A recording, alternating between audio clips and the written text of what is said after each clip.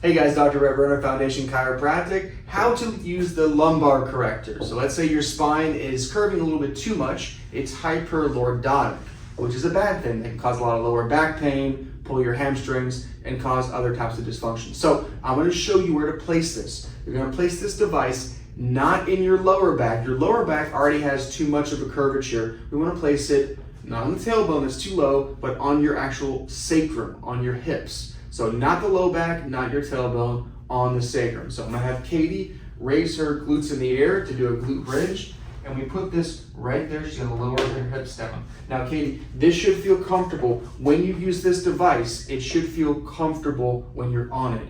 If it's not, it's probably up way too high and you're hurting your back more. Put it in that low back and it will help to stretch your back muscles. Again, we want to work up to 30 minutes of using this. You can use this at the same time as your neck traction as well. Now, these do come with air pumps. You can take these and slowly pump them. Start with no air the first few times you use it, and then we'll just increase 1, 2, 3 pumps. Go all the way up as much as you can tolerate. What this does, obviously, it's air. It's going to increase the depth of that pump mechanism and make it harder at that area, which will raise your hips up more to deliver a better stretch. When you're done with this, again, press the air in, it lets out all the air, and then you would slowly roll over on your side, push yourself up, like you're getting out of a difficult yoga pose. Again, start very slow, at least 1 minute, and gradually increase to the goal, which is 30 minutes.